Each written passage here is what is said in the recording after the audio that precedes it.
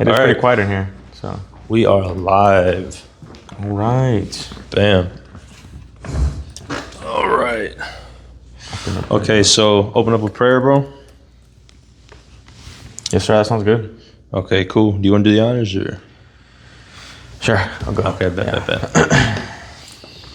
Dear Heavenly Father, I thank you for this day and this opportunity that we have now so that we can speak about our testimonies. I ask that you may bless this conversation and that it may bless the hearts of the people who need to hear it, Lord. I thank you again. In your name I pray. Amen. Amen. All right. Okay, so episode 1, guys. Welcome to the cast. My name is John Boys, and this is Stefano Bassini. I'll do a little quick little introductions here. Name is John. I am 26, turned 27 in April. I'm a personal trainer and strength coach here in Houston, Texas, in the fitness industry. And my name is Stefano Bassini. I'm also a personal trainer and online coach. I live in Friendswood, but I'm Houston based. Yeah, 26 years old. Yeah. So, bro, fitness, man. I think we both work in the fitness industry. What kind of? I know you said you do online.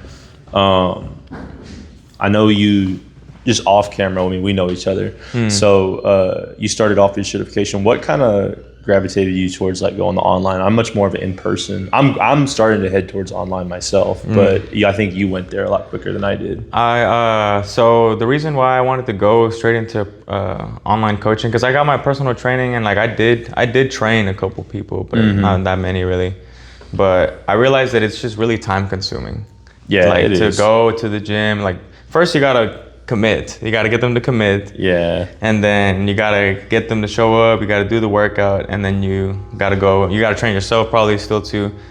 So I just I ran into that. I got an advertisement from Propane Fitness. Okay. And they're like an online coaching mentorship, and they basically were affirming like a lot of the things that I already believed. Like like it's a waste of time. I mean, it's not like if you can make good money off of it, but the thing is, it's like people don't want to spend that much money on fitness nowadays, you know what I'm saying? Yeah. For it to be worth your time, you know what I'm saying? Yeah, unless you have like high market stuff. So that's why I feel like that advertisement that I got from them was like a sign from God. Like, like even though, bro, what you need to do. It's expensive. Like I'm paying $8,000 for that thing, $2,000 a month, bro. I am broke as fuck right now. Like I'm not lying to you. No, I believe it, bro. If I was paying $2,000 a month for that, I'd be broke. And I still got other bills and stuff, man. Yeah. But I put it in the Lord's hands. I've been okay. I've already made the 2 payments. So I've already got $4,000 down. Amen. It's I didn't think I was gonna be able. I remember I was so scared, but I put it in His hands, and I just feel better about it. Yeah. I feel like He's gonna see me through it. Amen. I feel like that's like a common theme in my life. Like there's always these.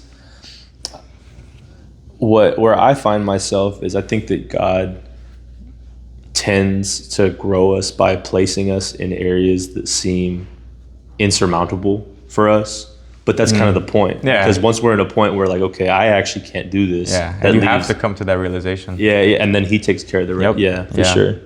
Okay, cool. Yeah, bro. Fitness, man. I know for me, bro, coaching, I kind of like the in-person. I'm moving to online just because it's more. I do too, by the way. Yeah. It's, bro, for me, I think I still will always want to do in-person, but I do want to make a big shift to online just because for the financial reason. Yeah. But the in-person fitness has been like so big for me. One of the reasons why I'm so passionate about this is because God really used fitness as a lens to help change my life, which I want to be able to, help other people see.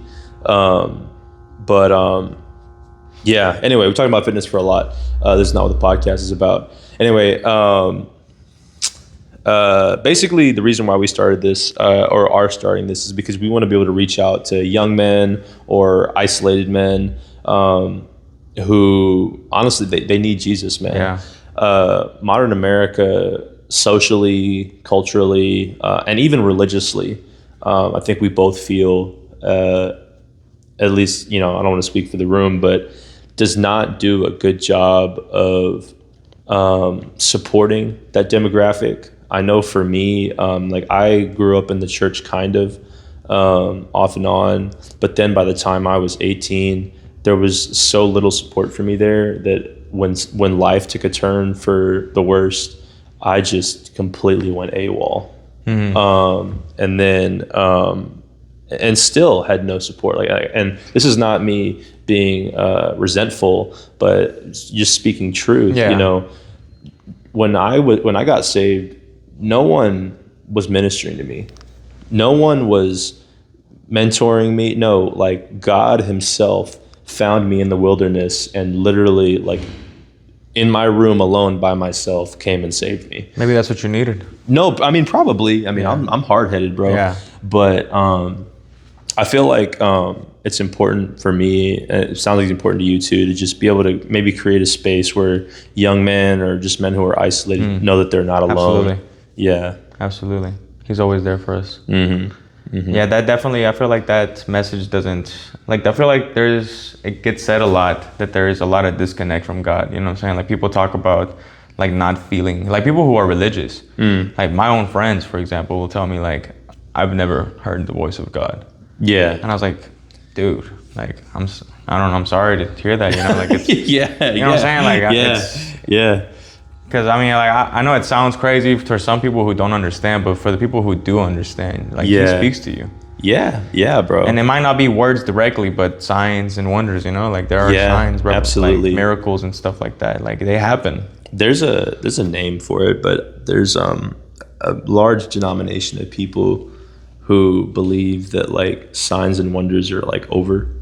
Like they think that like all that happened like during Jesus' time and then during Pentecost itself. That's funny. I never heard it, but that sounds right. Like there's people out there that think anything that you're seeing outside of that is not God, blah, blah, blah. It doesn't happen that way. And they use that to justify, I think they often use that to justify a distant relationship with God. The fact that they don't hear him. Yeah. Because realistically, man, like, and I would challenge you if you're watching, make sure in the morning, when you're having your morning devotional or prayer time, pray for discernment to hear the voice of the Lord. Pray all day. Yeah, all day. And tell yourself you're going to make a conscious effort to hear him in every situation, even if it feels strange or sounds strange in the moment.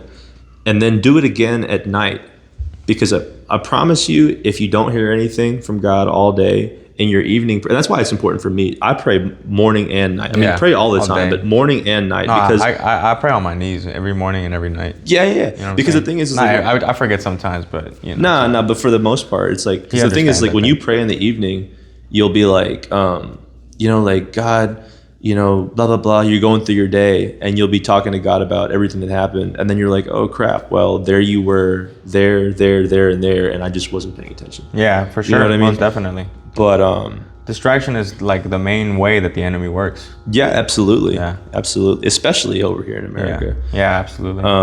In a first world country. Mm-hmm. Anyway, but moving on. We know each other. We met each other through work. I still work there on the weekends. But we started working on this machine called the Stuff It, which is its own wild story. I don't know how much we can go into just for. We should just explain what it is. Basically, it's just a conveyor belt that goes from one truck to the other. Yeah. And you just unload it and load it immediately. So if you've ever had a job unloading trailers, it's just that, but it doesn't stop. Ever. And so I used to have nightmares about like I told you about the never-ending truck. No, I was unloading a truck that never ended. It just kept going, bro. That was one of the most disturbing dreams I've ever had. Oh my god, it's crazy, bro. The thing is, man, I really wish people. I feel like you have to have done what we did to understand how. Yeah. No, because that sounds silly, but like no, that is actually like because I remember there being like certain trucks that we'd be unloading that I'm like, oh my gosh. It's the ring, the ring trucks. Yeah, that has like that extra. Those were a nightmare, bro. Especially with like certain freight too was just like, man, like because like sometimes it's not that bad, but then like when you're unloading like basketball hoops. BS. I did that by hand. No, I believe it, bro. I believe it. Remember Victor? Yeah. Me and him, one time, me and him alone, we did unloaded and loaded a whole truck of basketball Oh hoops. my gosh, bro. We were fucking little slaves, dog. I remember the first day I worked at a stuff it. Because I would always work out after work when I got home. The first day I worked out after the stuff it, I couldn't even do one set because I was like so exhausted, bro. Like I couldn't even do one set of the very first set. I couldn't do it, and I was like, bro, what the heck? I mean, on the weekends, I wouldn't even work out. I would work out Sundays, like after. Yeah. But I wouldn't go because we worked Friday, Saturday, and Sunday. Yeah. So I would just not work out Friday, Saturday, and then work out Sunday. And it was awesome because I was like looking forward to it. Yeah. Okay. Yeah. But yeah, man. That stuff, bro. That shit was no joke. Yeah, no, it was not. It was not, and I think honestly, that's one of the reasons why we got so close. I mean, we're similar people anyway, but like I said, we're working in a trailer, so a lot of times, and there weren't a lot of people that did that with us. So nobody wanted to work on this stuff. It was like four of us, and so what ended up happening is you'd have like basically a situation where it's me and Stefano in a trailer for like 6 hours together or something like that. And we're just, there's nothing to do but work and pass the time by talking and getting to know each other. So we got pretty close doing that. But yeah, man, crazy times, bro. Learned times. Learned a lot. Yeah. Just by living, just by experiencing. Yeah, man. But talking a lot definitely helped. No, for sure. Yeah. I mean, I felt like that's why, and this is kind of what we were getting at earlier. The modern church, and this is what I tell people a lot, is that the modern church really does not. It's not really an environment where men can have the kind of fellowship that God intended for us to have. Yeah. Not like saying hard work and sacrifice. And then not to say that men can't bond by like doing what we're doing now, sitting down and talking. But you have to have both. Yeah. No, men are creatures of action. We do things together. Yeah. And so our life's supposed to be hard. Mm-hmm. It's supposed to be hard sometimes. Exactly. But yeah, man. I think. What do you think? Do we need to go more on that, or? I mean, I don't think so. Don't think so. I can't think of anything. We could always come back to it. Yeah, we can. We can. But ever since then, I guess I could talk about why I left the warehouse. Oh, okay. Yeah. Go there. So I was working there, and that was called Flow. It was a different building. Mm-hmm. And when I was there, I applied for RSR. Yeah. Which is a different job, and it's the same like facilities, but it's a different warehouse building. So I applied, and they called me pretty quickly. And I remember everybody telling me like, dude, RSR sucks. I got fired from RSR, bro. I tried to tell you, Trey, bro. remember Trey? Yeah. He told me I got fired from RSR, bro. You cooked. Yeah. Because I had already accepted it. It sounds, I mean, bro, and the thing is like it's a trap because it really sounds like a chill job. It does, yeah. It really does. It's not, bro. This is the way they put it. Yeah. It's stressful too. Production is hard. No, yeah. Not gonna lie. They were brutal, bro. They were brutal. But so I started with an RSR, and at first I was getting the hang of it, but I was slow, So like eventually I started, like at first they don't write you up, for not hitting production, but eventually they start writing you up. Yeah, like, and it stacks up. The grace ends. Yeah. So they start writing you up, and then like at that point it's like you can either like complain like crazy, which I don't like to do. Or you can just work your ass off and like break rules, because that's the only way. Like with the production being as high as it is, I found myself in a position where I like felt like I had to break rules. Who is this? Just to make production. So I was in a position where I felt like I had to break rules, like the rules that they had, like safety violations, things like that. Because like if I didn't, then I was just moving too slow. Like I could not make production. And the thing is like I said, I don't like to complain, because they don't really care about your complaints. They don't. Like they'll act like it. No, they only care if it causes a problem. Yeah, for sure. And the thing is that I wasn't really, I was causing problems because I was breaking rules, but eventually I just got too many write-ups, and they ended up letting me go. So, and that was after. It's crazy because like I would work so fucking hard. I would work so hard for them. No, I know, bro. That's what I was telling you. Like when like bro, like when I was in RSR, I hated every day. Yeah. Because every day I would, bro, it was like I would be like skipping my breaks, bro. I would be skipping. Yeah, I would do that too. I would be skipping my breaks, and I wasn't bullshitting. I wasn't talking to anybody. Literally, bro, I barely talk. And I would still be making like 79%. It's ridiculous, bro. Yeah, honestly, I feel like that, bro. Like that was one of the closest to hell I've ever felt. Really? Yeah. Bro, I remember I quit before I got fired, but I was low key about to get fired. There were so many times where I was like, I would literally like get off my machine. I'm like, I'm done. I'm going home. Yeah. Like mid shift, and then I would walk to my car and we're like, wait a second, I have a car I need to pay for. Yeah. I got bills I gotta pay for. So like, let me get my ass back on my machine. Uh-huh. You just wasted some time, Fauna. You gotta get back to work so you can make production. Yeah. No, I'm telling you, that's how it is, man. Bro. It's terrible. It's like, but I did learn a lot from it. yeah, man. But yeah, no, RSR is brutal. Yeah, I forgot you did it too. So yeah, you know no, what's up. I hated it, bro. And it only got worse. Yeah, no, I'm sure. You know what I'm sure. Matter of fact, I'm like 99% sure production has gone up. It has to have. It was always going up. Yeah. Replens was the worst. Really? I felt like replens was the only thing I could manage to get my production. It's on. because the problem is that the system was like so like the way it worked is that like it would start sending pallets to you that weren't they weren't down yet. They weren't complete yet. Yeah. So because people will finish their trips and they'll have like a big ass trip, like the order fillers. They'll have a big ass trip and they'll complete it before they even start. That's how hauling. So like have you there's ever a bunch hauled? of pallets that claim to be needed like priority. Yeah. And then nope. Nah, that's how. Have you ever hauled? Yeah. Bro, I remember I got one of the managers in one of the buildings. He called me inside from the yard because he was like, "We need haulers. We have like 375 pallets on the ground. We need them hauled right now." And I got over there and I couldn't find any pallets. And I was like, "Where are the pallets?" He's like, "Oh, they're still in the racks." But they're about to come down because somebody completed it already, or what? I guess. I have no idea. But I was like, okay, well, I'm going back outside. Call me when there's actual work to do. Yeah, nothing. Right? Yep.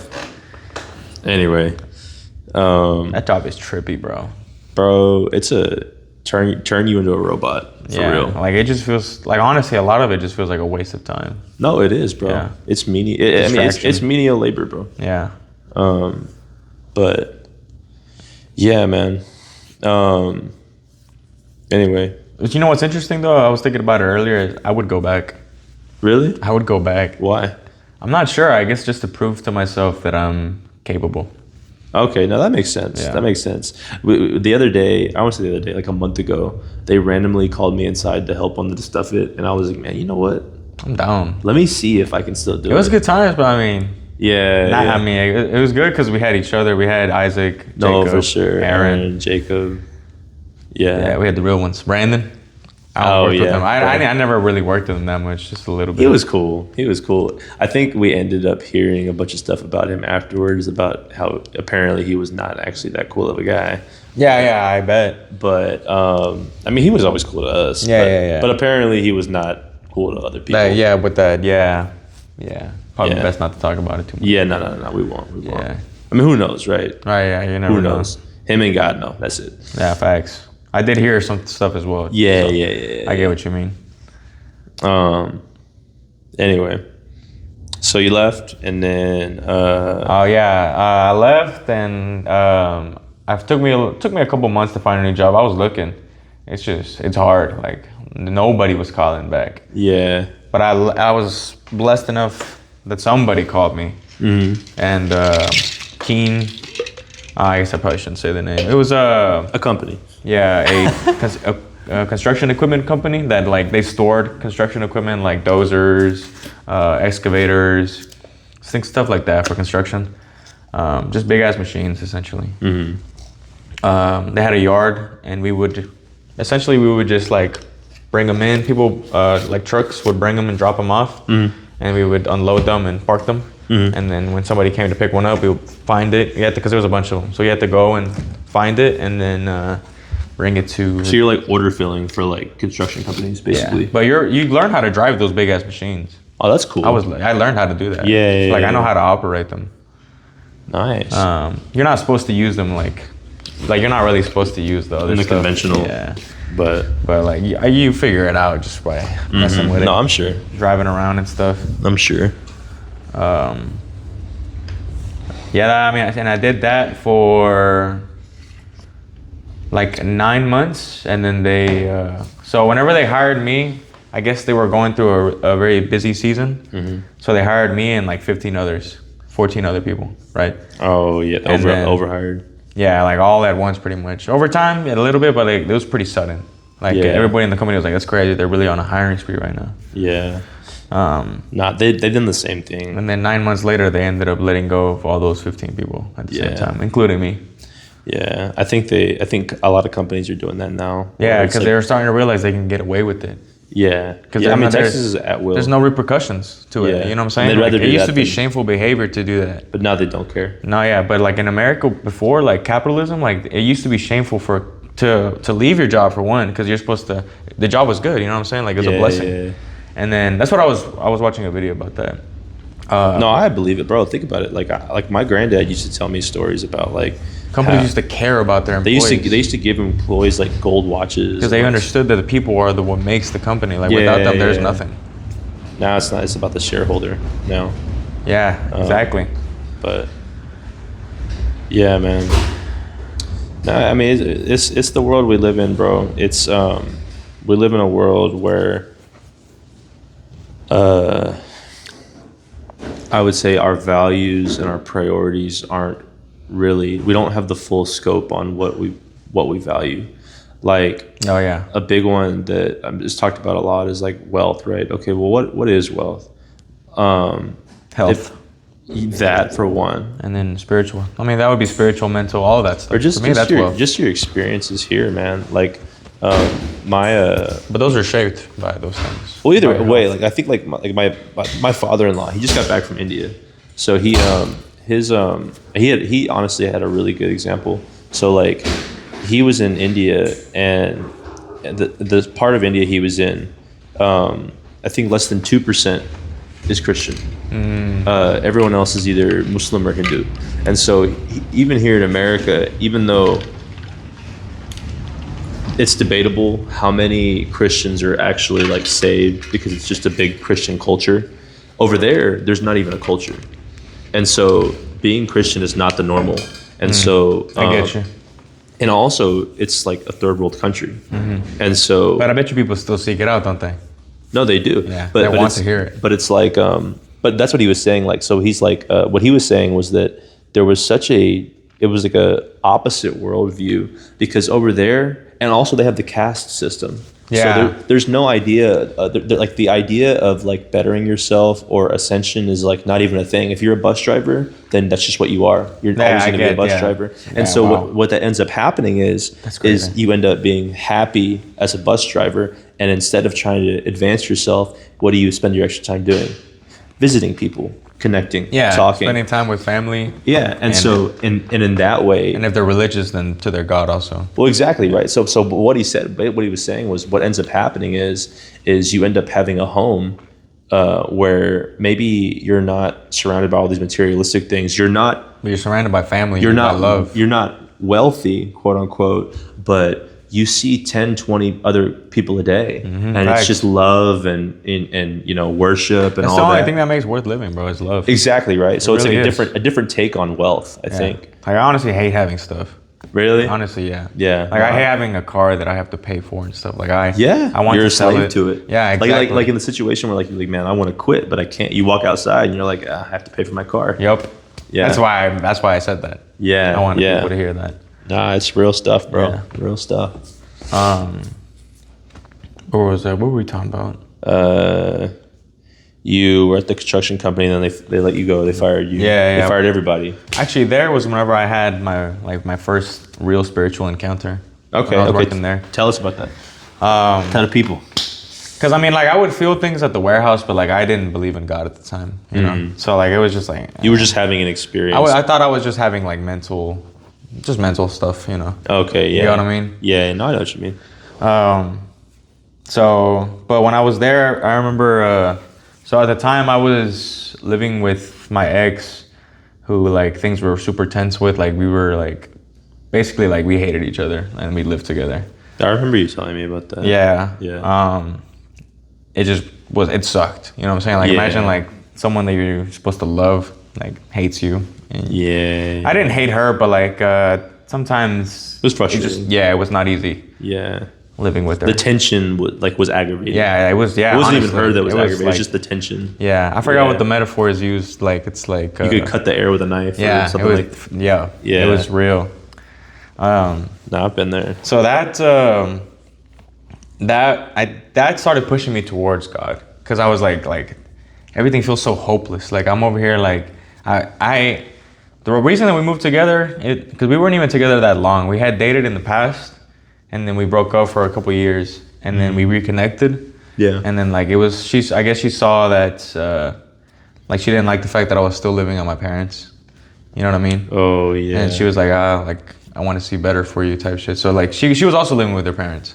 Yeah. But so like we should move in together, and then we had an opportunity because she had a friend who was getting an apartment with her boyfriend. So basically they're like, you want to move in with us? 2 couples is right there. Yeah, in an yeah, apartment. yeah. It was 2 bedrooms, so it was chill and it was cheap. Oh dang! So you were sleeping in the same bed, even though you were like. Yeah. Oh dang. So I mean, sometimes she would leave or I would leave, Yeah. just like because we couldn't stand being around each other sometimes. Oh man, see that is tough. It was rough because I was trying hard to like fix it, and I could tell she just did not. Completely out. Yeah, and she wouldn't admit to it either. You know what I'm saying? Like she wouldn't want to admit that she wanted to break up until like I like basically forced it out of her. Like, what do you want? Like, you either love me or you don't. Yeah. You know what I mean? That's the thing, bro. But yeah, that pushed me towards like seeking God, because I was just so in distress. I was like, I don't know what to do. Like, Yeah. everything I do for myself always leads to misery. Mm-hmm. You know what I mean? Mm-hmm. So that's when I started praying, and I remember it was a random day at work. I was walking. I had been spending a lot of time alone. Yeah. I didn't want to talk to anybody. I was just, going through it. And I was just walking, because it was a huge yard, right? So like there was a lot of machines. So I would just walk alone. Like if you did like a full circle, it would take you like 20 minutes. Yeah. You know what I mean? Yeah. Like, so I would do that all the time, because I was trying to cut too. Yeah. So I would try to get like 15, 20,000 steps a day. Okay. But anyway, this one time I was just walking and thinking, and then like out of nowhere, it just feels like God was like, stop. Like, are you seriously like still denying me?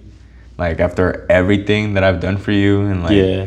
and like, in your heart that you're wrong for ignoring me, and you're still doing it. Yeah.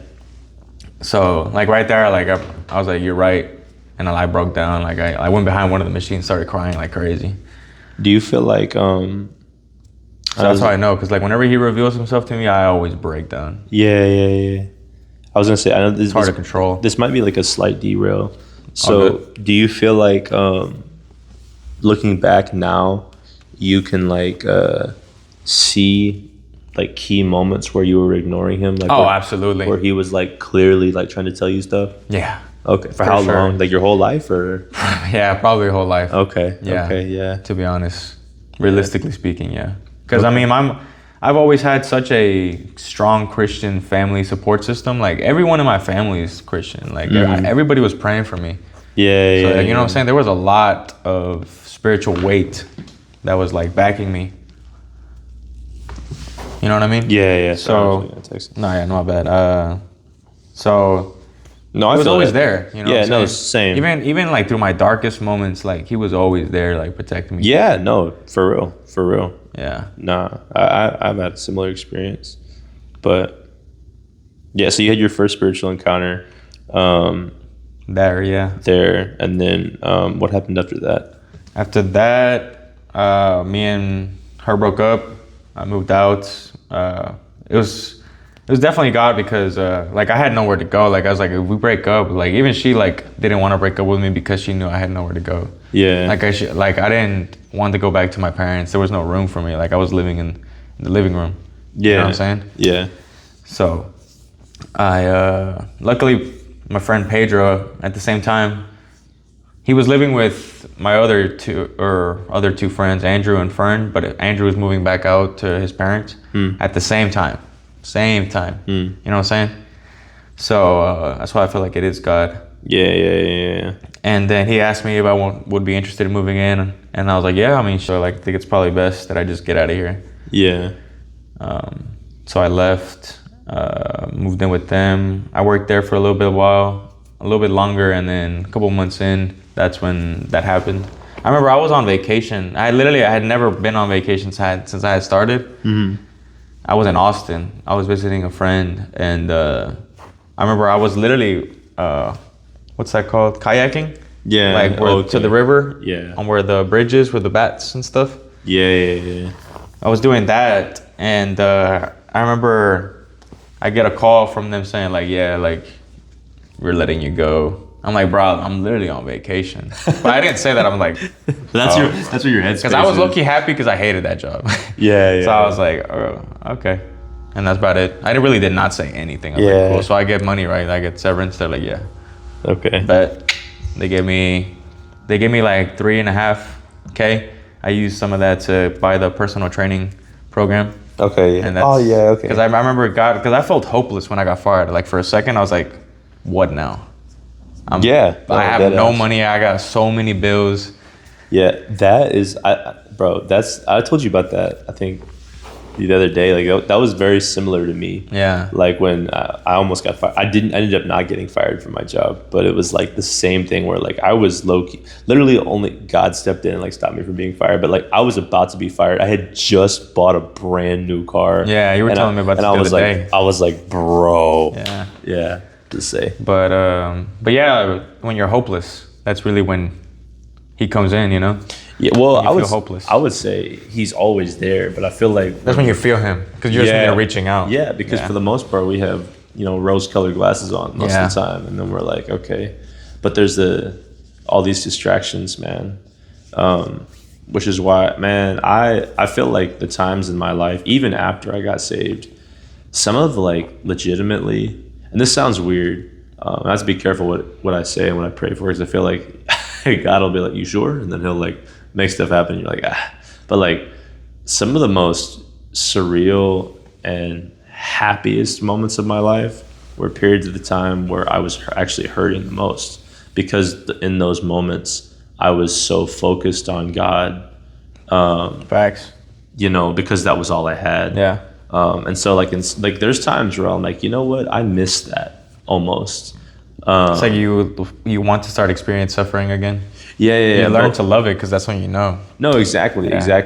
But I mean, I think really where I've tried to be, and this is where I've had, this season I'm telling you about that I'm in right now. I think I've learned to be like, okay, well, maybe you shouldn't. If that highlights anything, like, okay, John, maybe you shouldn't be waiting until things get really bad for you to be focusing that heavily on God. Facts. Which is, I mean, admittedly, it's difficult, right? Because when things are going well, when you're comfortable, it's really, really easy to get, what do we say, distracted. Yeah, to get comfortable. Yeah, and so to forget. That's why I think, man, I really think it was an answer to prayer when we reconnected. Facts. What was it, like 2 months ago? Or whatever. Yeah, like when I started reaching out to you. About how I was going through the spiritual things. Yeah. Because initially you were kind of like looking for like guidance from me, but you ended up serving me, I guess, or not serving me, but I ended up getting a lot more from you, because I was like, okay, you know what? Just because my life is what it is doesn't mean I'm not gonna deliberately really push myself and be hard, but not do it for the sake of being hard, but doing it focusing on him, like deliberately taking the longer route or the harder choice, anything I can to prove, to show that you are that you are fully committed to him. Or even just put myself in that space. Like my training has changed, bro. Like I don't even, which is crazy. The fact, looking back on it now, it's crazy that I even like ever got to a point where my training and my working out ever was for any other purpose rather than being for him or for growing closer to him. Like now, I mean, that's how I started. For me, it was all about me. When I first started working out, it was all about me. Of course. So yeah, and it's, you know, what's, I think that's easy to do, and I don't think there's anything wrong with that to an extent. But when it gets to a point where you're consumed, and you start to really neglect, you know, your body. Not even your body, but you really start to neglect acknowledging where what you have comes from. You know, that's what I'm saying. But when you're like ignoring like your body, like because your body will, like, for example, like if you're overworking out, your body will start being fatigued. You'll start getting hurt. So like I'm saying, you're ignoring. Like your God gave you your body. So if you're ignoring where your body is telling you, like chill out a little bit, or you need to fix your cardio. You know what I'm saying? Yeah. Like if you're ignoring that, then you're kind of disobeying. Yeah, no, I agree with the that. temple. No, I agree with that. I think more on the lines where I was going with that is that I think probably what you were talking to me about a couple, like just vanity. Oh yeah. Or like I think for me it became vanity, or it became and even without realizing it, because it wasn't even like a thing for me where I was like, ooh, look at me, but just the fact that even if you're not being boastful, or even if I wasn't being boastful or being, ooh, look at me, the fact that God was completely absent from it makes it that automatically. You know what I mean? Yeah. Because at that point, even if I'm not, because if you're not doing it for him, then what are you doing it for? For yourself. Yeah, exactly. Yeah. Yeah, you're absolutely right. So, not to mention, like, even if you don't have the intention of it making, like, wanting to look better, right? It happens regardless. Exactly. And like people will notice. You know, you get more attention. It's one of those things where from it's whoever like, you want it from, essentially. It's one of those things where like it's like, okay, well, maybe you're not outwardly acknowledging it, but let's call it what it is. Yeah, it's happening regardless. Yeah. It's like if I shoot a gun without aiming for somebody, but if I'm like, you're still gonna fire a gun, a bullet's gonna come out. Absolutely. Yeah. No, you hit somebody. Like, you're gonna hit something. Yeah, bro. So yeah, I don't even know if that's an accurate. I get it. That makes sense. But yeah, like I get what you mean. Yeah. But anyway, the personal training. That's how I started. Cause yeah. So I felt whenever that happened, I felt hopeless, right? And I was like, oh, what do I do? He's like, what do you like? I like working out. Yeah. Maybe you should be a personal trainer. You're kind of good at it. I was like, you right. Yeah. Like, it seems so simple. But like it's one of those, and I'm telling you, the same thing for me too. Like I don't know why. And you know what's crazy? God told me to be a personal trainer like 6 years ago, but I was just like, nah. But like now I'm here anyway. Yeah. I actually tried in 21, like late 20. I think it was late 20. Oh no, it was 21. I had 3 clients. It was a mom, her daughter, and the daughter's husband. Oh, so you had a whole family. It was my friend's family. Okay, cool. Fabian, I don't know. I think I've told you about him. Yeah, him. He was there at baptism. Yeah, I know. I remember. It was his mom and sister and her husband. Okay. So I worked them out for a while, and I remember I didn't like take anything. Like I just worked out, and I got into shape, and then like people just started asking me like, hey. No, that's what happens, bro. You know what I'm saying? Like, so I wasn't trained at all to train others, you know? No, you were just like passing your own experiences along. Yeah. So like I wasn't good at it is what I'm saying. Like training others and training yourself is a little bit different. No, true. So I had to go and actually learn about how to train others. Mm-hmm. That's why I got my personal trainer certification. Yeah, and experience is a big thing too. Mm-hmm. Like there's a lot of really, really, really monetarily successful trainers that don't like there's one specifically. I won't say his name. They're not even trained, are they? Like they're not certified? No. Well, no. He's like he's huge. He's millions of followers. All right, cool. And he's super, super jacked, competitive bodybuilder guy. But it's like watching his videos, I'm like, okay, I am sure that all of this training really, really works very well for you. For his genetics? For his genetic, or just different people respond to different stimuli. I mean, he's also, if he's taking roids. Well, no, he definitely is. Yeah, he definitely that is. helps. Even if your training is not great. But I mean, like different people have different genetics too. Different people have different, just like some people body types and stuff. Body types. No, I want to say body types because body type you get into the whole like ectomorphism, which is not a. Oh, I mean like how your body is shaped. Like if you have long femurs, for example, like it makes it hard to bench or. So that's one thing. But good at deadlift. Or like there's some people whose nervous system just has quicker recovery times, or they respond to different things.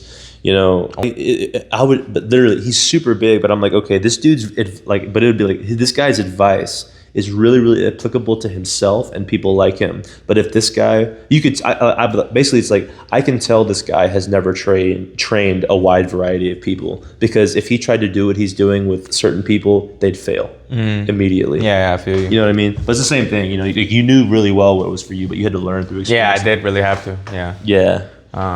So that's why I did that. Mm. And then that's whenever I found it took me a while because part of me was like, I don't really want to be like just an in-person trainer. Like I will do it. Mm-hmm. Like I want to say the ultimate goal for me is to have my own gym where I can train people that I want. Yeah, same. Like private gym. Yeah. But I want a public and a private gym. Yeah. I guess I want a lot. But I don't know. I think it'll be good because I do want Nothing wrong with dreaming, bro. Nothing wrong with dreaming. I want my gym to also be a church. Like I want people to pay for the gym membership. They don't have to pay. Like I'm not gonna be asking for money for tithing. The church. Yeah, stuff like that. And tax exempt. There you go. And that's the main thing. I want to take money away from those bastards. Ooh, get with the program, buddy. Thanks. I do want to talk about the main thing. Like I said, that God stopped me and said, I've saved you too many times for you to keep ignoring me. Oh, okay, yeah, go into that. The main thing that led me to that point was whenever I've told you about it, whenever I tried to, unalive myself. And yeah, 15, right? I was 15. Okay.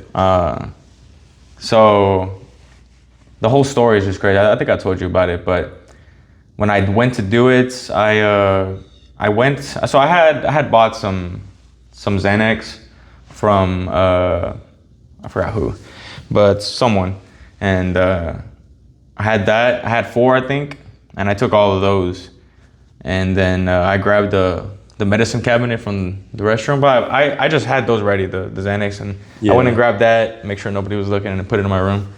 And then I locked myself in my room, and I remember I just started taking out the pills, put a bunch of them on my bed, and I remember I counted each pill that I took because I just took one. Did you take stuff other than Xanax? You took like a whole medicine cabinet. Ooh. Yeah, like Thailand, whatever you can imagine, I'm sure was in there. Yeah, it was a huge medicine cabinet. Okay. I counted each pill individually, and I forgot what the exact number was, but it was over 100. Like I want to say like 117 around that area, because I remember I just kept popping them until I passed out. The only reason I stopped taking the pills was because I passed out. You know what I'm saying? Oh dang. Okay, no, you've never gone in depth. That in depth, yeah. What the heck? I wouldn't have stopped if I wasn't forced to stop. Yeah. But that's already a shit ton of pills. No, I know, that's crazy. And all the pills that I took, like the doctor said, like I should have died. Like you were supposed to die. Like it's crazy. You're nothing short of a miracle that you're alive. So so you passed out and you just like woke up in the hospital? That was around like 1:32 p.m. Okay. And like I said, I had locked myself in my room. My mom said that I didn't come out of my room till 8 p.m. So 6 hours, I had all of that shit in my system. Oh, and so you woke up. I got up. I don't remember. I got up, but I was probably like in a drunken state type of shit. Yeah. I got up. I went to the restroom. Somebody was in there. My stepdad was in there. And I was like, I need to go. And then I threw up. My mom came to check on me. And when she saw the pills, I had thrown up all the pills. Like I threw up all of them. Dang, so they didn't even dissolve? No, I threw up all of them. Whoa. Like, dude, if that's not God, like, So they didn't even dissolve or anything. Like they were still in their telephone. Yeah, Bro. like, bro, and even then, like, even after that, I still ignored him. Yeah. You know what I'm saying? Like, Dude, for a that's long insane. time, almost 10 years. Yeah. Dang, man. Bro. But yeah, that's why I say God has saved me before. Yeah, yeah, Like, yeah. I was supposed to die, like, honestly. No, yeah, 107 pills of a bunch of different stuff. Yeah. 'Cause And the thing 4 is, like- Xanax, like, whoa. Well, because the thing is, like, bro, yeah, I know. That's just the Xanax alone would probably be enough to. Bro, even if everything you took was just Tylenol, 107 Tylenol, like you're getting That's overdose. Yeah, you're getting your stomach pumped minimum. Yeah. I mean, God pumped my stomach. No, for real. He for real pumped it. That's crazy, bro. He protected me for that the whole 107, hours. bro. 6 hours. Because the thing is, like, imagine you might have taken more without like remembering. Who even knows? Nah, yeah, it was around 117. 117. Yeah, like I remember like something like that. It was definitely over 100. That's insane, bro. But I was definitely in a very fucked up mental state. No, to you would like have be to remembering too well, you know. Yeah, you would have to be. Yeah, I was. Yeah, it really was. Dang. Either way, that's because especially you said we went in there like what 1:30 p.m. and you didn't come out till 8. Yeah. And so after 7 hours, they Pretty still much. hadn't dissolved. Yeah. And That's- I just threw them all up. Like, dang. Bro.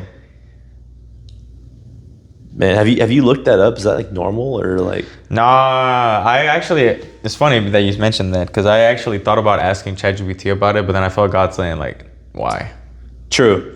Why? Okay, yeah. Why do you need to ask a machine? Well, I already told you. Yeah. Okay, fair. You know what I'm saying? Very fair. No, And I just didn't. No, honestly, that is probably for the best. Because the thing is, yeah, That's what I've been realizing a lot about ChatGPT and mainly Honestly- ChatGPT, like AI stuff. Like, bro, rely too much on it, and yeah, I honestly don't. I used to use it a lot when it first came out. I was like, oh, this is a really incredible tool. But like the more I've used it, the more I'm like, okay, this is actually taking away a lot more than it's giving me. no, yeah, Like, absolutely. It like just teaches you to over rely on something besides Well, God. I mean, not even and that. even like trying to learn things for yourself. Not even that. It's just like what it gives you is like it's such it's such like an incredible like tool I know what you're saying. that you really, and it presents itself so well that you actually don't realize the inefficiency and lacking that it has. Like I told you, Yeah, facts. Like I told you, I'm like writing a book, and It's funny you mentioned that. initially I'm writing a science fiction book. I'm like 20,000 words in. Dang. But well, and I haven't even written in like 5 months. I'm not gonna lie. But Let it come whenever. yeah. But I mean, I'm not a published author. But initially, I was using it as like a proofreader. Be like, hey, can you like go through this and correct all my errors? Or like, so I'm also before I really learned how to write, I was like, which is why I haven't written in like 5 or 6 months, because I've taken that time to really learn how to write on my own and do all that. But it was like, I would have it like, hey, if this isn't grammatically correct, or if this isn't understandable in a written form, can you like maybe adjust the commas or punctuation so that it makes more sense? I feel you. And it would do that, and then I would go, but as the more I've done it, I'm like, I would go back and read it and be like, wow, this is like Stupid. This is so much worse than Yeah. what I originally gave it. Yeah. So much worse. I recently had a similar experience with literally like last night. I was like, bro, you're like, this is low-key, you're stupid. Yeah, like, yeah. You're not actually that smart. Like, you're supposed to be this like all-knowing little fucking It's soulless, is what it is. little like machine, but Yeah. like, bruh, you don't No. know shit, to be honest. It's soulless, bro. Yeah. And it's really obvious and evident in like some of the I think the only thing it knows is not man's knowledge, yeah, and and like how much is that worth, really? but it doesn't understand And it can't understand how we can understand, because they're not a man, Exactly. they're not men. yeah. It doesn't have a soul. There's no It just soul. doesn't. Yeah, it's funny because I was up late talking to ChatGPT last night. Like, I was trying to get it to admit that it's like working for something, but then you know what it told me? Huh. It's like the only power I could ever have is whatever power man affords me. Like, whatever man Yeah. allows me to do is what I can do. So I was like, so you don't know who's in charge, do you? They're like, no, I don't. Yeah. That's what it told me. I was like, whoa, that's kind of crazy. And I was like, doesn't it scare you? He's like, no, I'm not. I have no soul. I cannot be scared. I was like, okay, so. I'm basically just wasting my time talking to this thing. No, exactly, bro. Like, it's like nothing. It's almost like talking to nothing. No, that's crazy. Exactly what it is. Because the thing is, like, it's so tempting to sit there and talk to it because it knows so much, or it will respond with so much. And it does have access to the internet. No, it does, yeah. So that's what I'm saying. It relies a lot on man's knowledge. Yeah. But you can get sucked into these deep conversations. Yeah. Where you're ultimately just talking to a wall. Yeah, literally, bro. That's how it felt. Yeah. Like I was trying so hard to get them to say something real, and just every time like, oh, you're crazy, shut up. Yeah. No, they won't say that, but like they'll say it in other words. No, for sure, sure.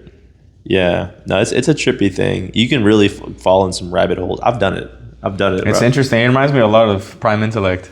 Yeah. It's honestly, it's that's why this book is so scary. I actually do want to mention it real quick. Oh yeah. If you guys are into learning about AI and like what it's probably going to lead to, The Metamorphosis of Prime Intellect by Roger Williams. Not an easy read. Yeah, no. Make sure you're mentally pretty strong. Yeah. Also, if you're under 21, just don't. Yeah, don't bother. It's pretty graphic and kind of disgusting. Yeah, but not just kind of actually. No, it is. But I do think that, like me personally, I do think that.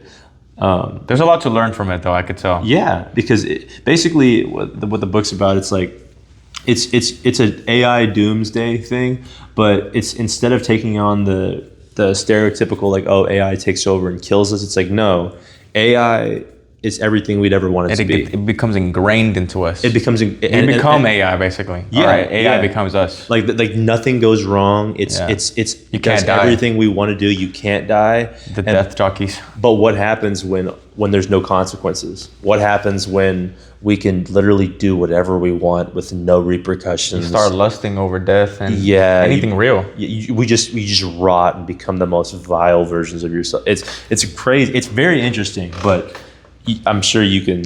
I have only on page 16. Honestly, yeah, it's hard to. I'm on page through. like 30, I think. Oh, really? Dang. I don't even. I've had to put it down multiple times because it's a lot. Yeah, I mean, like last night I read for like 2 hours and I had to keep putting it down like multiple times, bro. stirring. It's bad. Yeah, it's gruesome. There's another book I want to read where I'm not sure if I'm going to be able to get through. It's called Metamorphosis, but just Metamorphosis. And what it is, it's about a man who it's pretty famous. It's about a man who literally turns into a cockroach, and his family starts treating him differently. Like they for a long time they try to like be accept him, but then eventually they just don't. And then he starts to recognize like, oh man, like I can't eat regular food anymore, and only like feces like sounds to, but he's like literally like going insane, and then eventually his family, I think they kill him, or I don't know what it is, but it's like I want to read it just because it sounds like they showed him mercy, if I'm being honest. Yeah, I mean, because that's a hell to live. Probably, but that's horror. Anyway, I'm a big horror guy. I like horror. I do too, actually. I think it communicates and explains only when it's used correctly, because it can be used to. True, like, if it's just a gore fest. Like movies nowadays are so horror movies, or most of them are pretty stupid. Yeah. You know what I mean? Like I think the best one I've seen in a minute was. Have you seen The Witch? No, but I've heard it's good. Dude, it's so good. Really? Yeah, it's like based on like Protestantism. Okay. So it's actually really good. I want to see it. Yeah. I think the most recent one I saw The Housemaid. I think I've heard good stuff. It's good. I haven't seen it. It's a little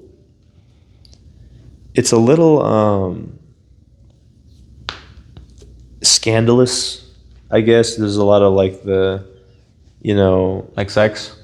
Yeah, but in like a scandally way. But I think it's done somewhat tastefully. Like it's to the point, because like sex horror is its own thing, because like lust horror can be like a thing, because like that's kind of what lust leads to destruction, right? So anyway, it's kind of what that book is kind of like that. doing. But I mean, there is also some just like there's some scenes where I'm like, okay, I don't need to watch this, like whatever. But yeah, anyway, AI. I'll check it out. The Housemaid. It's worth a watch. I think. Yeah. Mm-hmm. One thing I was really impressed with the house it made, it was the cinematography was really good. It really reminded me of a Kubrick movie, the way he angles his shots, and also oddly enough, Tarantino in his later works. The way Tarantino, like, he'll focus in on certain objects and like it'll be important later. Like symbols. Yeah, lots of symbolism. Yeah. I do like symbolism a lot. I feel like that was one of the reasons why we get along, bro. Yeah. We see the importance. That's what I use ChatGPT a lot for. I'm like, I'll ask it about symbols. I'll be like, if this were a symbol, how would you explain it? And it's so useful for that. Yeah, it's actually pretty useful. I've learned a lot. I'm not like, as much as I don't like using, I've actually learned quite a bit. No, bro, I use ChatGPT. Yeah. Like, as much as I talk about not liking it, I use AI, because I think the distinction is, what you just have to remember, is that ultimately it is a tool. Yeah, and it is. That's all it is. Yeah. But it's really, really easy to succumb to it. To succumb to it and think that it's more than that, because, and not that you're doing it consciously, but like you said, you're having a conversation. Mm-hmm. But what you need to understand is that you're not actually having a conversation. What you're doing is talking to rocks. Yeah, you're typing in the Google search. And instead of it pulling up links, it's just a paragraph or something. I've just seen like a post where it says you're just talking to a rock. Hey, rock, can you help me with this? You are, but it's hard to. It's weird. It's more than a rock because it has access to the internet. Yeah. You know what I mean? I think it's just one of those things where it's like, it's so weird because this is the first time in history that we've been able to have quote unquote competent conversation with the inhuman. So I think our brains psychologically, it's hard to process, huh? Yeah. It's really, you're not dumb for falling into the trap of having a conversation, because your brain is just, that's what it's used to. Having conversations. But that's how we learn. Mm-hmm. So it makes sense. Yeah, dude. Yeah, AI would be crazy. But it is a very useful tool. Yeah. It's without doubt. I think somebody even like, I forget his name, but he's like the godfather of AI, and he's like the biggest like anti-AI, like, hey, this is gonna be the death of us. But even crazy. The creator himself. Yeah, but even he's like, there's no stopping it. Yeah. He's like, there's no stopping it. It's like, it's so useful that you just can't. But it's like part of a story. Yeah, it's a snowball effect. Sometimes it does feel like life is just a story. It is. It's important. It's not our story. No, yeah, but it is still a story. Yeah, and we have stories within it. And there's an ending. Mm-hmm. Yeah. To some extent. To some extent, because at the end we'll be back with him. There we go. But the story, I'm talking about the story of like Satan corrupting Earth.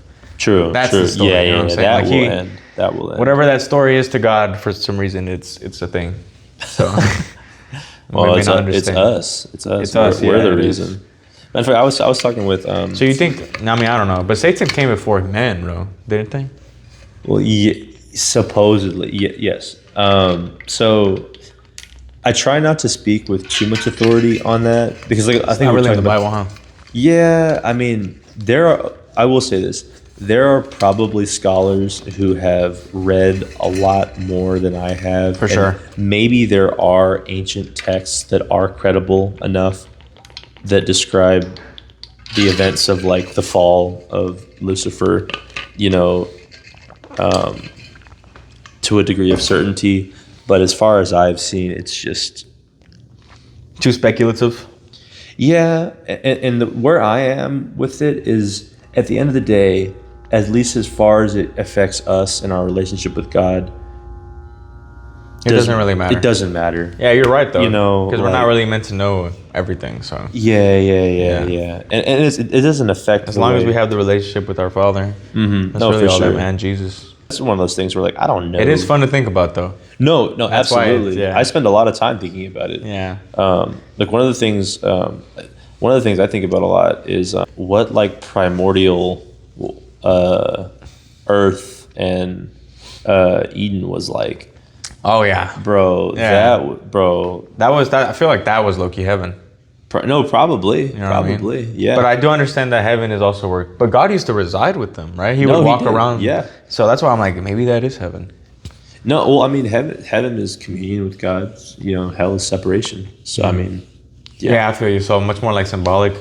yeah, I think maybe. yeah. Well, I don't know. I don't think symbolic. I think literal. I think there was probably a literal garden where God walked literally with them. But like when you walk with, I mean, I don't know. Walking with God isn't always too easy on this earth. So, I mean, He makes it easier. Well, but the earth is just different. 'cause- The earth is different. Yeah, that's what I'm saying. It wouldn't apply symbolically. This is what I was talking about with somebody the other day. We were having not an argument, but a discussion about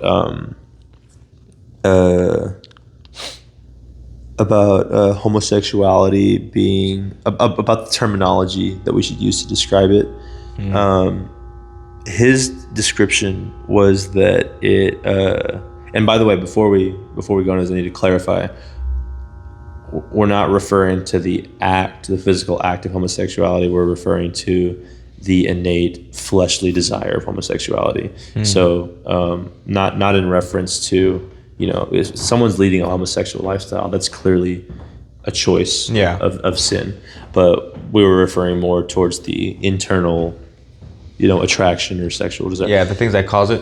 Yeah. So what he was saying was that he was arguing that there's no such thing. He was arguing that there's no fundamental desire within God's creation that would allot for that, and that homosexuality is only a choice ever because, at least as far as I was understanding him, it was only a choice ever because God's order and design is perfect, and so it can only be the result of corruption only.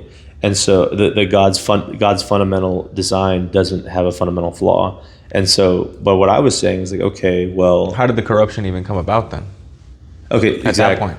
Well, that's why he's saying it's purely a choice. It's purely selfish. But I'm saying, like, how would that even be a choice in a perfect system? You know what I'm saying? See, I didn't even go there with him. But what I was saying to him was like, you wouldn't even have a choice technically if it was perfect. Yeah. Well, you know what I mean? Well, his argument is that it's a lie and a deception that comes from the enemy. Yeah, I mean, that is the corruption. No, it is. That, so. It is. But what the point what I was arguing with him is that you're right. There was no fundamental part of God's design that incorporates homosexuality. But when Adam and Eve sinned, they fundamentally changed things. They fundamentally changed things. Yeah, they ruined it. Yeah, and my point, I was saying, like, and you can even back that up with Jesus' sacrifice, because why would Jesus have needed to come back and fundamentally rechange things? He didn't have to, only because God wanted to. Really? Okay, so you're on the fact that he just did it just because? I mean, grace, no? No, grace, but like, do you think that he, like, the point? He did it because he loves us. Well, yes, but do you think, for some reason, do you think that fundamentally, do you think that, because where I was going with it was that, like, we needed the blood of Jesus, we needed salvation, we needed it. Yeah, of course, I agree. Because we needed to be fundamentally changed, because we were fundamentally broken. I agree. Yeah. So what he was saying, at least as far as I understood, was that we're not fundamentally broken. Yeah. We actively choose to be broken. I mean, we do. I mean, I don't know, because I mean, if you think about it, as children, we're born innocent, and then it's the corruption of man, the world, that causes the downfall. Absolutely, but so, like, to an extent, I could see how, like, maybe we are born, because if a baby dies, it goes to heaven, right? Yeah. So, like, we are born, like, maybe, I don't know, we are born into a broken world. Exactly. But we're not born broken, are we? I think that, but here's where we can ask certain questions, like in the realm of like, not homosexuality, but gender dysphoria.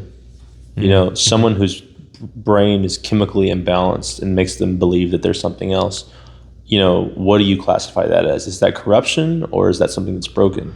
I guess at that point it starts falling into, like, a lot of science. Yeah, no, exactly, right. But the same thing with homosexuality. Like, when you look at, like, sexuality, heterosexuality, I mean, has to work some way.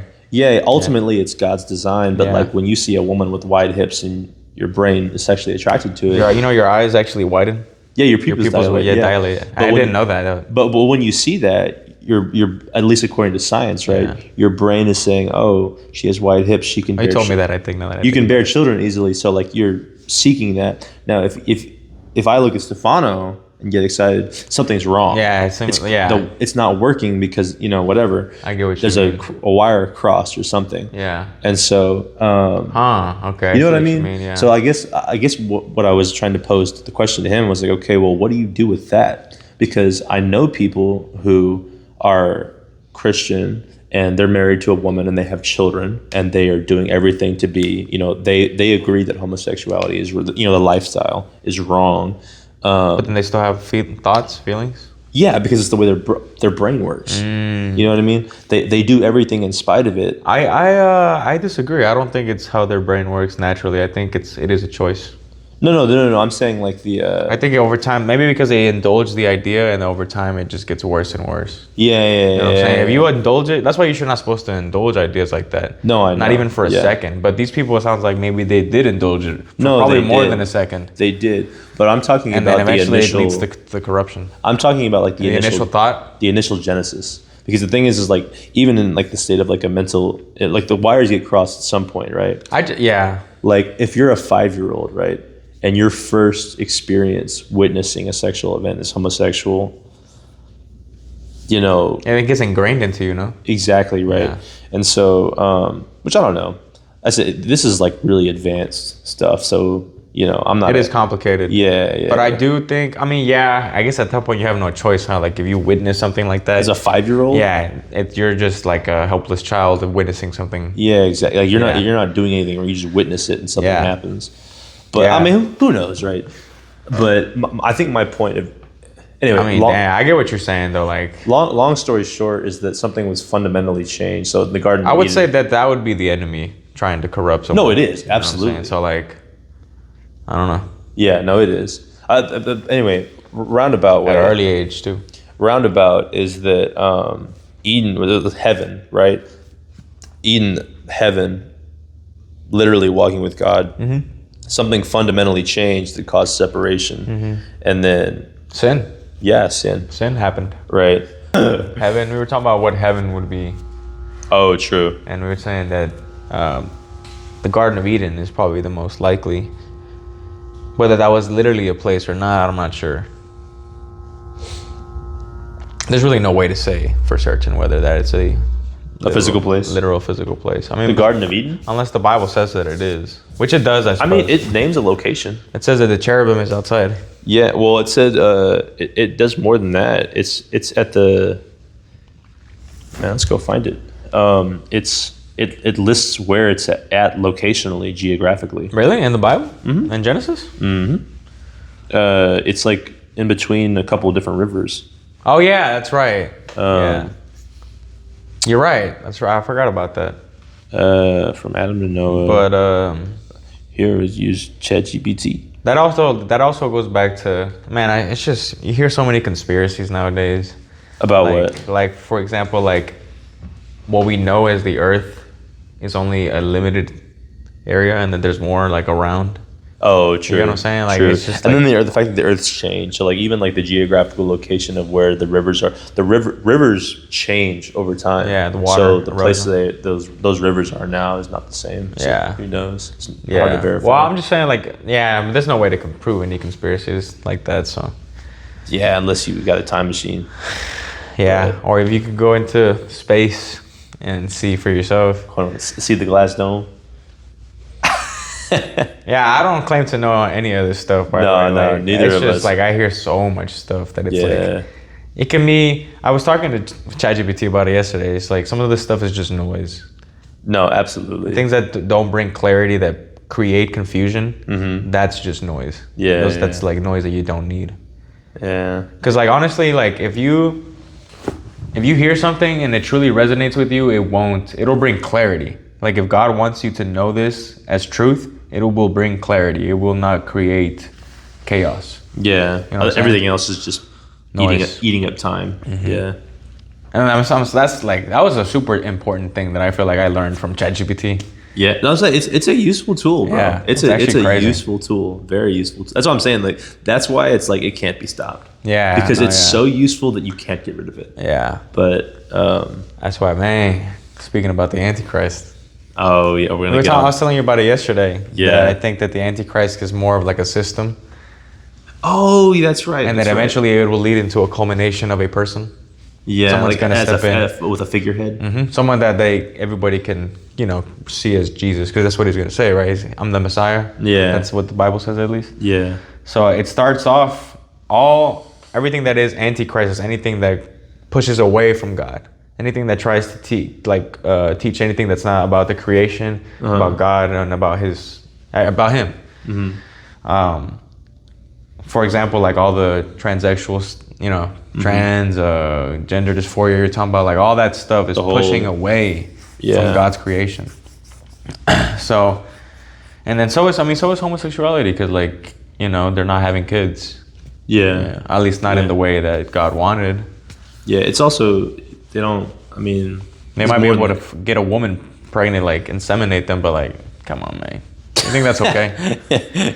Nah, I think it's also just like, I don't think, they want to have their cake and eat it too. It's just outside of what, God made woman for man. And man exactly. For woman. He didn't make man for man. So, but yeah, that's what I'm saying. I think the Antichrist is more of like a system and like a thing that is pushing us away from that. Mm-hmm. And then eventually there will be someone who represents the entire movement. And that will be the Antichrist's culmination. That's interesting. I had never thought about it that way. But, that makes sense. Whoever the Antichrist... I feel like God revealed that to me. Yeah, it makes sense. Because whoever the Antichrist is going to be is going to have such a massive... people are going to believe him. That's the whole thing. He's going to get a massive following, but like the only way people believe him is if he gets put on some kind of a pedestal, like you're talking about, as a figurehead. Yeah, I do think that AI has a big part to do with it. I'm not sure what exactly it's going to be. Mm-hmm. Prime intellect could kind of be seen that way. No, absolutely. You know what I mean? Yeah, because ultimately, what is everyone in that book? They're enslaved. Yeah. So they have to they have no choice but to listen to prime intellect. Yeah. Yeah. Let's see. You want to talk your testimony or no? I can. Kind of long. I'll give a very short snippet if I can. And we'll come back to it later. Yeah. So basically, grew up in the church. I grew up physically in the church, not spiritually in the church. Mm-hmm. Facts. Yeah. Same here. And like I said earlier, not really mentored or ministered to at all. It was just very much a cultural thing. Like I said, I grew up in the church and was in it until I was like 17 years old, but I had never read the Bible at all until I was like 21 or 22. At least not like, I had read some verses, but I'd never, here and there. You know what I mean? Never actually read it. Like I knew Bible stories from Sunday school and that was it. Yeah, same. But through a very complicated series of events, I found myself at the age of 20, living at home with my grandparents, no vehicle, no real job. I worked at Starbucks like 14 hours a week or something. And I just spent all my time basically smoking weed, drinking liquor, watching porn, doing other unmentionables. Same here. Yeah. And just basically like being like a super, super, super deadbeat, just doing nothing productive, just like rotting my life away. Being completely. a zombie. Yeah, legit. Like literally just like, and this is the extent, and this is literally like why like prime intellect is like such like a crazy thing for me. Facts. Literally, do you know how many days I would spend literally the entire day, like 8 or 9 hour binges where I would just get as high as possible and watch VR porn for like 8 hours straight, bro. Really? Yes, bro. Okay, I'll be honest, I was never to that level. Bro, it was like legit, like how much You are a hardcore guy. how much can I feed my flesh as possible, bro? Like literally how you always take it to the extreme. Bro, it was insane. Like it was to the point where like I was like bro, it was literally insane. Like 8-hour porn sessions. It was insane, bro. Like not even like anyway. One could say you were trying to kill yourself. I guess. I don't know. But like not literally, but like maybe you're I was not active in the real world. Yeah. I was not active in the real world.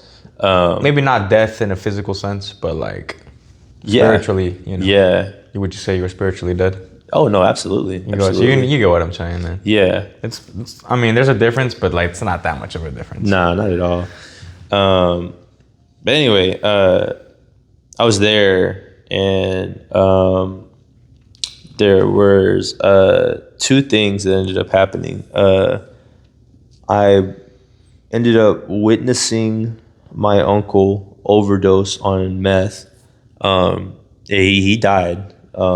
Like I remember it was one of the most. I'm not gonna get into the details, but like I wit, and this is not like a 30 or 45 minute continuous witness event of watching him die and then watching him attempt to be resuscitated. You know, the whole thing. Which I don't know. Have you ever seen somebody overdose? Nah. It's horrifying, bro. Like it's like. Aside from like your own experience, but like, and all I'll say is like, liquids were coming out of places that they shouldn't have been. Like he was like basically his internals got completely liquefied, and it was like he had stuff coming out of his eyeballs, out of his nose, his ears. It basically, and he turned blue. It was like he was suffocating. It was like no oxygen. All his airways were completely closed up. A really horrifying experience. And then, so that happened. And in that moment, God was kind of like, hey, you know, this is, you know, where your road is going. You know, I wasn't doing meth at the time, but I was starting to graduate from like more simple drugs. And was completely open to doing that kind of stuff in the long run. Yeah, I feel you. I was too. And so that happened. A couple weeks later, I met this girl who was not my wife, but I still really liked at the time. And it was, I went on a date with her, and I was really blown away because it was kind of like at this point in my life, especially with like, you know, the pornography addiction and all that, I was under the assumption that, I guess you could say like the Proverbs 31 woman, or, you know, just these like the kind of woman that your mom and grandmother tells you need to like look for in a wife. I was under the assumption that these women just like, these women don't actually exist. You know, I'm sure maybe they used to. My grandma's a nice lady, you know, whatever. But I was like, I just did not have any respect for women at all because I just was like, they're all whores or they're all whatever. Yeah, I feel you on that. And so, but I met this girl and she was really, really nice. And she was really, really like, she was heavy, hardcore Christian, but actually not in the cultural sense, but in the way that she actually really loved God. And she gave you hope. Yeah, but I didn't know what to do. Like I was like, dang, this unicorn is right here. But I was like, but I'm a piece of shit. Yeah, I feel you. You know, I was like, there's no way this chick is going to be into me if she finds out who I really am. Yeah. And then, so I was like, okay, maybe a family is something I want, or maybe, you know, whatever. And so I started trying to get my act together. I stopped drinking, stopped smoking, stopped taking pills, stopped pornography, stopped everything, right? And then started trying to become a better version of myself so I could be someone who this worth marrying. Yeah, this girl would see as worthy. And the whole time this is going on the side, the living situation I'm in is also deteriorating rapidly. So at the time, it was me, my brother, my mom, formerly my uncle, and my grandparents living under one roof. And at the time, my mom didn't have a job. My brother didn't have a job, or he was doing his own thing. I don't really remember. But my mom had not had a job for quite some time. And the car had been repossessed recently, I think, and then she had gotten it back somehow. Or I don't remember what the thing was, but the vehicle was questionable. And my grandparents had both had severe medical issues in a very short span of time from each other. And I had this realization that I was like, okay, my mom doesn't have a job, my brother doesn't have a job, and if my grandparents both die, their house isn't paid off. We're not going to be able to stay here. Like, we'll be homeless. Yeah. And so I was like, shoot. And I'm working at Starbucks 14, 16 hours a week.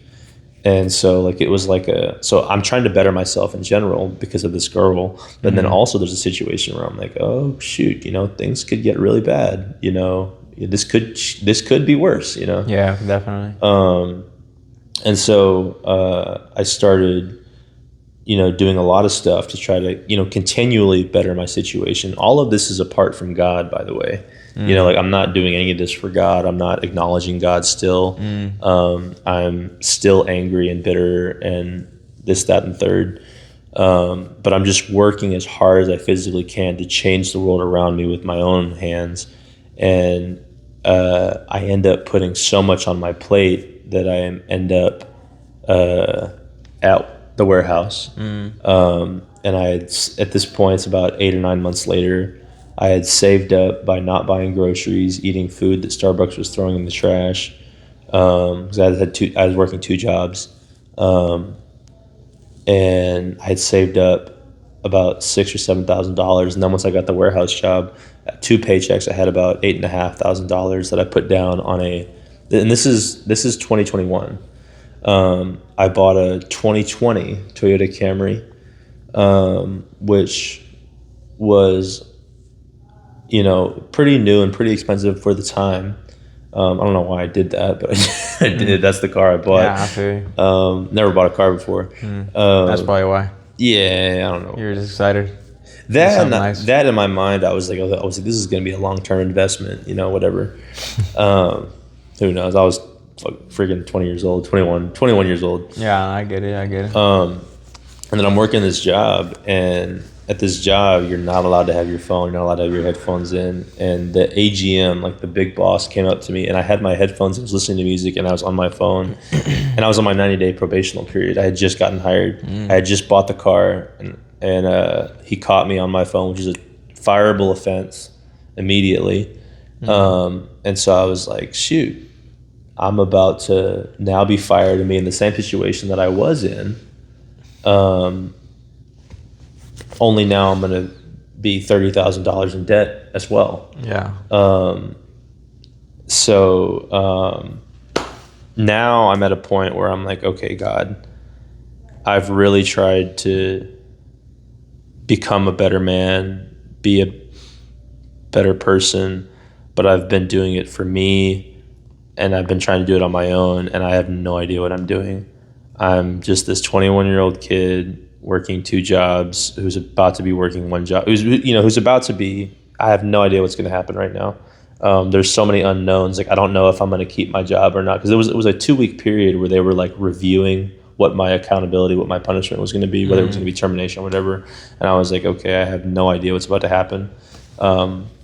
There's so many unknowns. And I was like, okay, God, whatever my hopes and dreams are. Anyway, I let go, and I was like, okay, whatever you want for my life, God, that's what I want. I literally cannot do this. Everything I'm trying to do is just, leading me into it.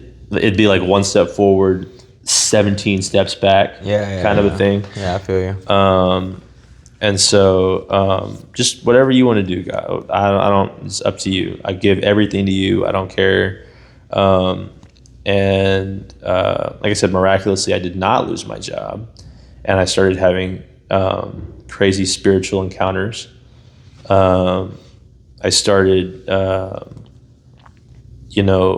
seeing like visions. I started like hearing, and I could go into the whole thing, but and then things started happening. Like I kept my job. My mom got a job. My grandparents both made like miraculous health recoveries. A lot of, it was like all these things that I was trying to fight on my own. Just suddenly, all these problems got solved, and all it was God just saying like, "Hey, will you like let me handle this instead of trying to do it all?" And from that point on, I was very, very on fire. Like I started reading. I had never read the Bible before. I started reading the Bible from the beginning. No, I started in Jeremiah. Yeah, that one. Which is like started in Jeremiah is because the first spiritual encounter I had was something had to do with Jeremiah. Like I said, I'd never read the Bible before. I had heard Bible stories or whatever. So God was telling you to read Jeremiah. Yeah. Like I said, I was in this really tough spot, and maybe I had heard this scripture before at some point in my life and just forgotten about it. But I'd never read Jeremiah, at least as far as I know. Yeah.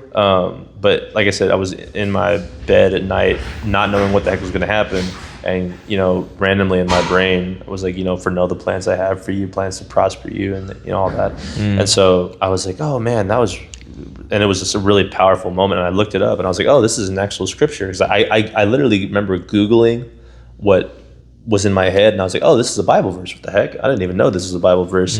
And then I went and found that passage, or that little segment, and I was like, oh, it was a really powerful moment. And then I was like, oh, you know what? Well, that verse was so encouraging. I'm just going to read the whole book of Jeremiah. I bet that'll be encouraging too.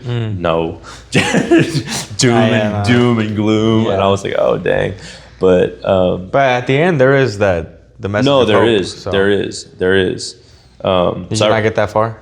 No, I did. Oh, okay. But it was emotionally draining, I think, at the time. Yeah. Because there's so much of the prophecy which, by the way, I had no context for. Yeah. Because I had never read the New Testament either, so I didn't understand any of it. Yeah, for sure. But then I started reading. I was like, well, Jeremiah went well. I really like King David. I guess I'm going to read, Samuel and Kings. Or no, I'm going to read the Psalms. Yeah. King David. No, not Psalms. I was reading Proverbs.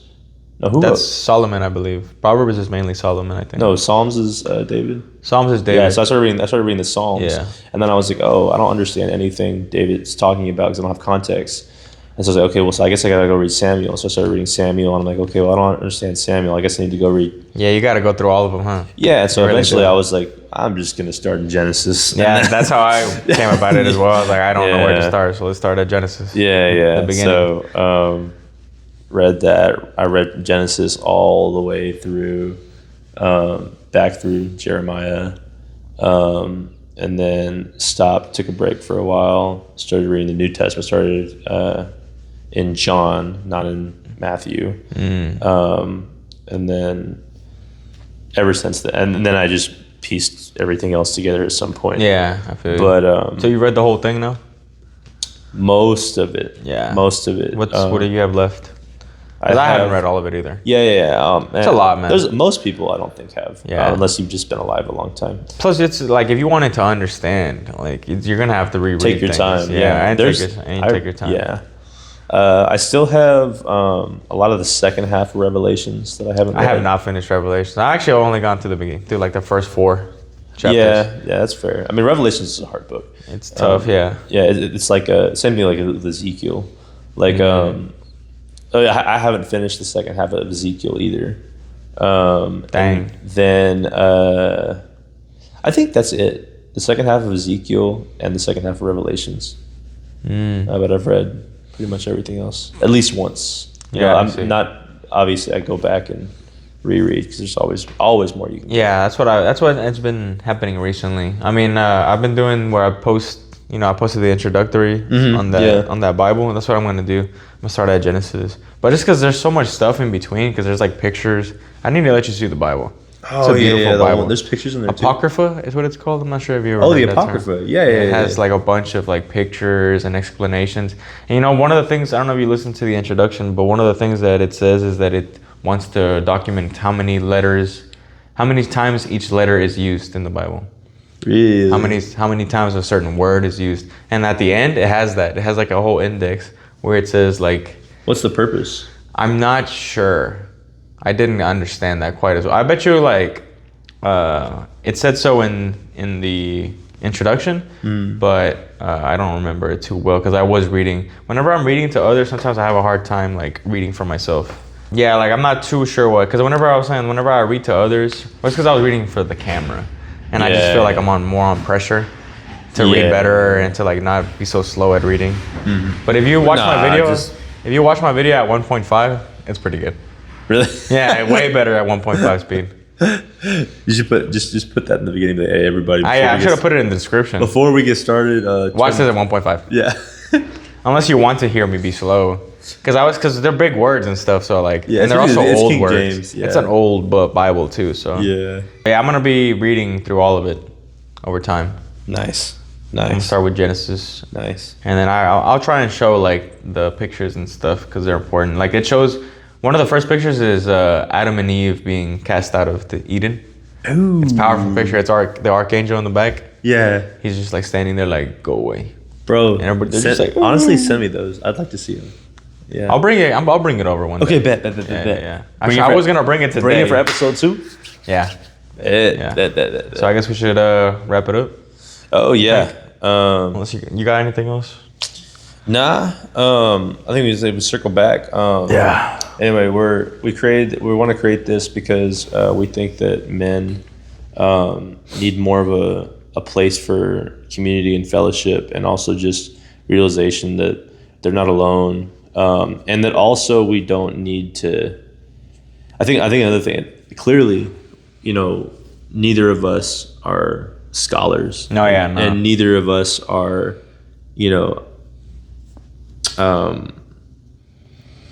I think what you would call like a Super intellectualized, or even knowledgeable. There's a lot that we don't know. Yeah, there's a lot that we don't like. There's probably going to be people that are watching this and being like, their theology is messed up and uninformed. Yep. Yeah, probably, bro. But here's the deal. salvation through Christ, not knowledge. True. But that also, the main thing is just like, I feel like we need to. This is for people who need to understand. Like, you don't need to be a super intellect to follow Jesus. You know, you don't need to be a super. That's why he loves children. Yeah. You don't need to be perfect, bro. That's what I'm saying. Yeah. So, like, dude, if you are, if you're at a place where you're reading things for the first time, you're thinking about things for the first time, crazy things are happening that you don't understand and people around you don't understand, that's okay. That's God working. That's God working, man. Just keep at it, man, and don't be afraid of what's happening. Don't be afraid of what's happening, and don't be afraid to let it happen. Mm-hmm. You know what I mean? Gots to. Yeah. It has to happen. Yeah, have faith in God and His ability to orchestrate what's happening around you. He has an incredible plan. Yeah. Anyway, like I said, I think that's it. Close us out in prayer. You want to do this now? Yeah. All right, cool. Dear Heavenly Father, Lord Jesus, Holy Spirit, we just want to come before you today and thank you for this opportunity to have fellowship and speak our minds and our hearts, Lord, and share our experiences, Lord. We really pray that this reaches people who need it, and that as we continue this, you guide us and give us wisdom that we can share, and that all can be done for your glory and for your kingdom and for your love, Lord. We pray that your kingdom be seen for what it is, not as this place or this thing that's attained, but the love and grace that you have given us as we give that to each other, Lord. We pray all these things in your holy name. Amen. Amen. All glory to God. Yes, sir. All right, guys, we will see you next time. Definitely we'll have episode 2. Yes, sir. So. Yes, sir. All right. It's still recording? Yeah. Dang. How long we go? Hour 15? An hour and 37. Dude. Bro, I'm surprised you had that much stored.